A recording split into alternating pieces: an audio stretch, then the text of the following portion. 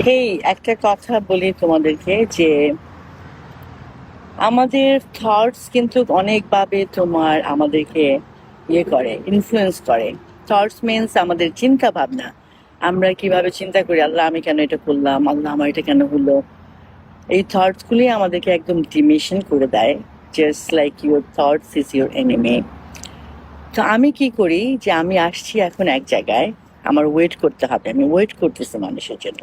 তা আমি আমার ব্যাগের ভিতরে আমি সবাই ছোট্ট একটা বই ক্যারি করি, কারণ এখানে যেখানে যা তোমার ওয়েট করতে হয়। বইটা হলো তোমার কনকার ইয়োর নেগেটিভ থটস। এরকম যদি তুমি পড়ো যে থটস আর অটোমেটিক অ্যান্ড অফটেন লাই, তোমার থটস কিন্তু মাঝে মাঝে মিথ্যা কথা বলে। যেমন ধরো, একটা মানুষ তোমাকে একটা মন্তব্য করে ফেললো, যে আমার পেজে এসে অনেকে অনেক মন্তব্য করে ফেলে। ওই যে মন্তব্যটা কিন্তু সত্যি, ওইটা তো একটা ওদের কনসেপ্ট। তো সো প্লিজ, তোমার থট তোমাকে যাতে কন্ট্রোল না করে, তুমি তোমার থটকে কন্ট্রোল করবা। এমন একটা দিন গেছে যে আমি আমার থটকে কন্ট্রোল করতে পারতাম না। Then I start practicing. Now আমাকে কেউ আপসেট করতে পারে না, আর আমার থটসও আমাকে নিয়ে খেলতে পারে না। আমি তাকে কন্ট্রোল করতে পারি। প্র্যাকটিস ইট।